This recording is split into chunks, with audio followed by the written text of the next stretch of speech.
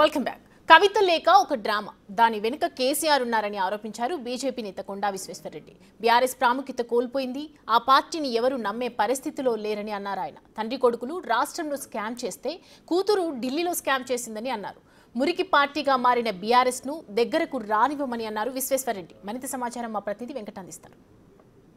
BRS MLC కవిత లేఖ కావచ్చు, నిన్న చేసినటువంటి కామెంట్స్ కావచ్చు, ఒక సొంత పార్టీతో పాటు ఇటు బీజేపీ పైన అస్త్రాలు సంధిస్తున్నటువంటి నేపథ్యం కనిపిస్తుంది. ఇదే అంశంపై మాట్లాడడానికి మనతో చేవెళ్ల ఎంపీ బీజేపీ కొండ విశ్వేశ్వరరెడ్డి గారు ఉన్నారు. సార్ ఏంటి సార్, మొత్తం కవిత లేఖ కావచ్చు, నిన్న చేసినటువంటి చిట్చాట్ కావచ్చు, కేసీఆర్ ఎట్లా చూస్తారు? ప్రధానంగా బీజేపీ పైన అస్త్రాలు సంధిస్తున్నటువంటి నేపథ్యం, బీజేపీ బీఆర్ఎస్ ఒకటే, బీజేపీ బీఆర్ఎస్ లో విలీనం అయ్యేందుకు కుట్ర జరుగుతుందనే అస్త్రాలు సంధిస్తుంది. మీపై ఏం చెప్తుంది? ఫస్ట్ అయితే ఒకటి సాధించింది కేసీఆర్ బిడ్డే కవిత.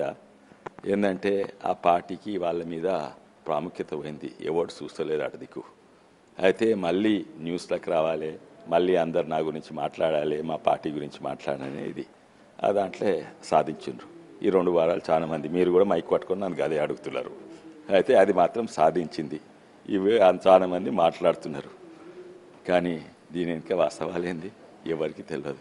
అది లీక్ ఎట్లయింది ఎవరికి తెలియదు. ఎవరంటారు కేసీఆర్ లీక్ చేసిండు, ఎవరంటారు వీళ్ళు లీక్ చేసిండు, ఎవరు సంతోష్ రావు లీక్ చేసిండు, కవితని లీక్ చేసిండు కొంటామంటారు. ఇవన్నీ డ్రామాల గురించి చెప్పి క్రికెట్ మ్యాచ్లు అయితే లేవు, యుద్ధం ఖతమైంది. ఇది ఒక డిస్ట్రాక్షన్, ఎంటర్టైన్మెంట్ అందరికీ, తెలంగాణ ప్రజలకు, అంతకంటే ఎక్కువ ఏం లేదు.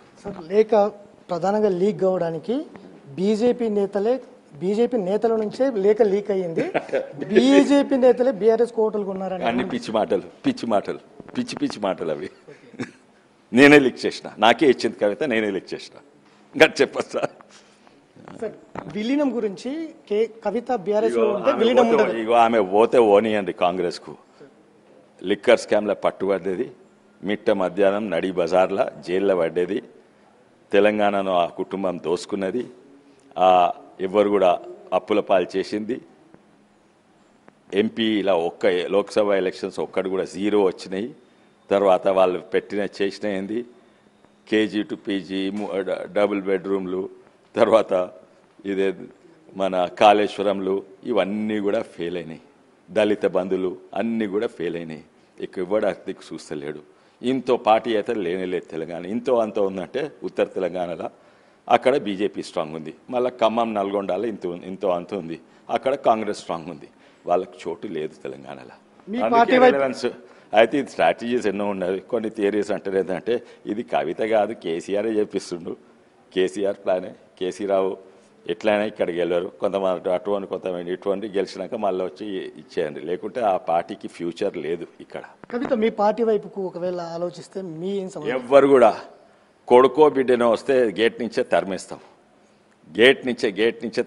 పార్టీ దగ్గర కూడా మా జోల్కి వస్తే ఇమీడియట్లీ ఇంతకు ముందు కూడా రేవంత్ రెడ్డి గారు ప్రచారం చేసింది ఏంటంటే బీజేపీ టీఆర్ఎస్ ఒకటే, అందువల్లనే ఓడిపోయినాం. ప్రతి ఎలక్షన్స్ కాంగ్రెస్ డిపాజిట్ అవుతుండే, మేము గెలుస్తుండే.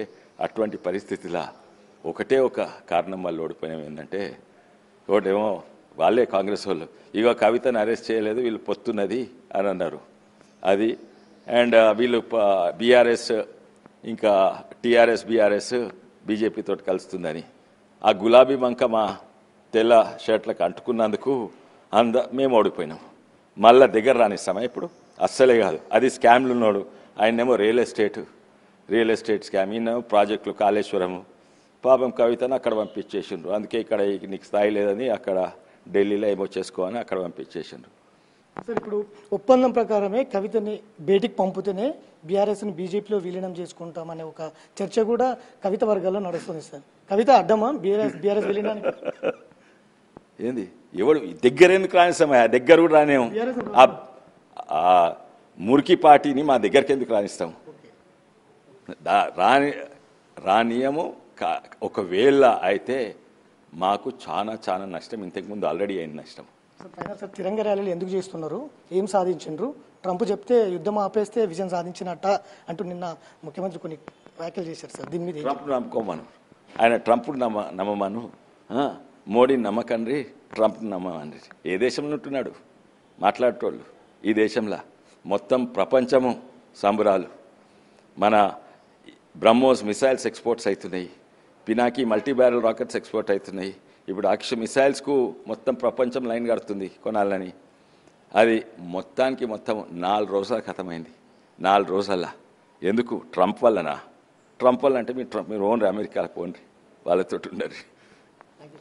సో ఇది మొత్తం మీద బీఆర్ఎస్ పార్టీని గేటు బయట కూడా రానియము, గేటు అవతలనే తరిమి కొడతాం. బీఆర్ఎస్ పార్టీని మా పార్టీలో విలీనం చేసుకునే అవసరం మాకు లేదు. అలాంటి అవినీతి పార్టీని బీజేపీలో చేర్చుకొని మేము బురద అంటించుకోము అంటూ కూడా కొండ విశ్వేశ్వరరెడ్డి చెబుతున్నటువంటి నేపథ్యం. Video journalist Gaustav Venkat.